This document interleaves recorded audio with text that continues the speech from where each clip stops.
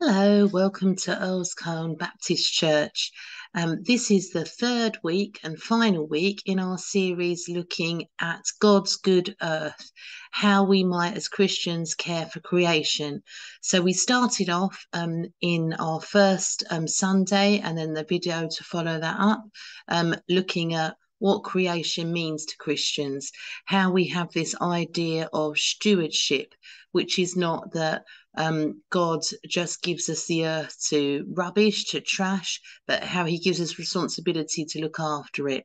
Then in our second week, we invited various groups in our village, in Earl's Colne village, to come in and talk about how they care for the environment. And today we're just going to focus on Psalm 8 from the Old Testament. So I'm just going to say a few words about some thoughts that we had on Psalm 8 as we bring this series to a close. So I'm just going to share my screen now.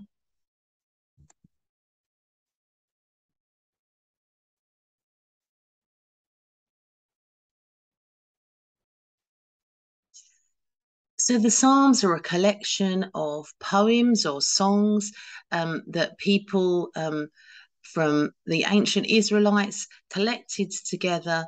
And it's an expression of all sorts of human emotions in this book of Psalms. There's a lot of anger, there's a lot of upset, there's a lot of frustration, and it's where we see the full array of human emotions, and that doesn't change, whether we're looking at an ancient text or whether we're looking at something written now. We see all sorts of emotions expressed. But Psalm 8 is a bit of a breath of fresh air. It comes as a bit of a break between a lot of anguish because Psalm 8, I would say, is a celebratory psalm. It celebrates what God has done in creation. So we're just going to have a brief look at it now. So it starts off with this call. Oh Lord, our Lord, how majestic is your name in all the earth. And we can think a little bit about what it meant to address God for these people, for these ancient Israelites. So to begin with, they wouldn't address God directly at all. He was just too wonderful, too powerful. They were too awestruck to even address him directly. But gradually, he introduces his name to them. That's translated in our English versions of the Bible sometimes as Yahweh. But normally we have Lord in capital letters in our English translations. But it's a way that God can be spoken to, can be addressed, rather than being somebody who is beyond names. The relationship with humanity becomes more personal. And then in this psalm, we have, oh Lord, our Lord. So then again, it emphasizes that relationship that he had with his people. And Christians still follow that idea today of a personal relationship, that intimate relationship with the creator of the universe. So you've got this awesome, awesome majesty, that God is a king, a creator, but at the same time, we've got this relationship with him. We looked a little bit when we looked at the priesthood of all believers, about how we are called into a relationship of working with God, almost like his priests. Then the psalm goes on. You have set your glory above the heavens. From the lips of children and infants, you have ordained praise because of your enemies to silence the foe and the avenger. So this is quite a strange part of the psalm, I think. So you've got this idea of God's glory being literally out of this world, above the heavens. Obviously, these people didn't have scientific ideas like we have now. They didn't have knowledge of the universe that we have now, but they had this idea of that Christians still believe to this day about God as the creator of the world. He creates everything within the world and beyond the world. So his glory is everywhere. Then we've got something about children praising God. And there's some link between the praise of the children and the silencing of enemies or the defeat of enemies. So it's not quite clear exactly what the psalmist means by this. Perhaps it's something to do with the innocence of children, um, and that they kind of they seem to defeat enemies just within their innocence. Perhaps something like that. Um, but there's something to do with praise of God giving power to defeat enemies. So when we were talking about this as a church, we were talking about how we could be looking at literal enemies in a war situation where there's enemy sides warring, which was something that would have happened in ancient times. But it also works on another level about talking about enemies within.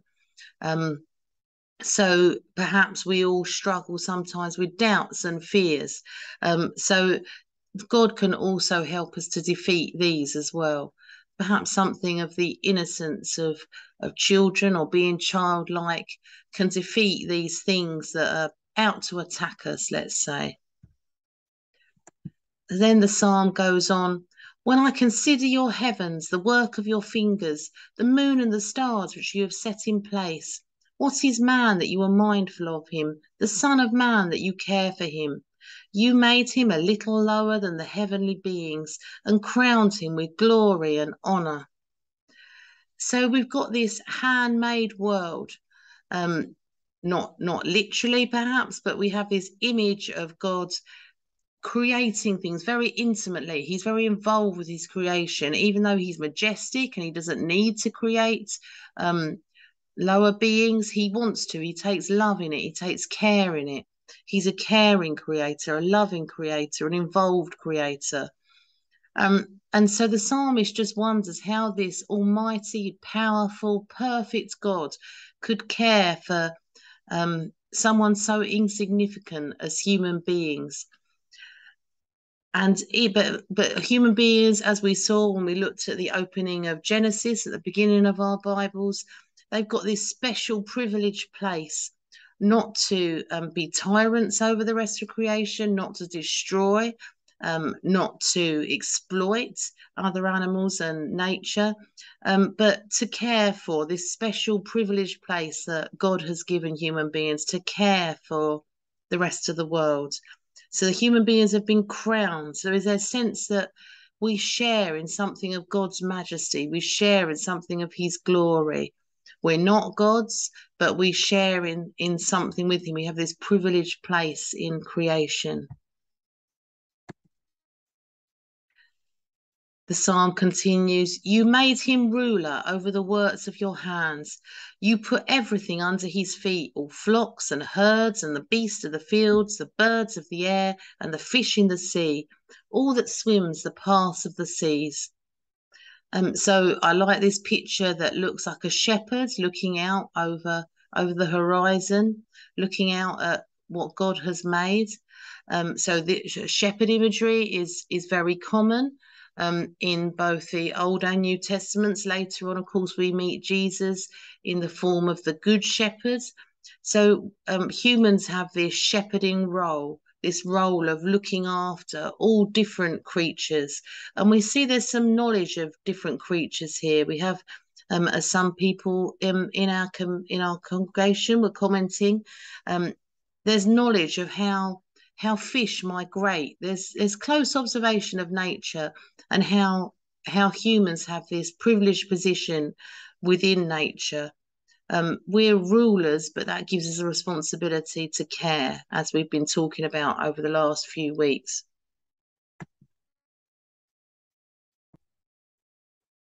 And then the psalm ends with the words that it opened with. It's framed, start and finish. O Lord, our Lord, how majestic is your name in all the earth. So then again, we've got this close relationship, this addressing of God very intimately, at the same time acknowledging his majesty. So he's both close to us, he's given us this privileged position, and yet he is majestic and awesome as well. And we hold those two things in balance as we think about how he created the world, the amazingness of the world, and our responsibility to care for it, particularly as we face this eco crisis that we're now in.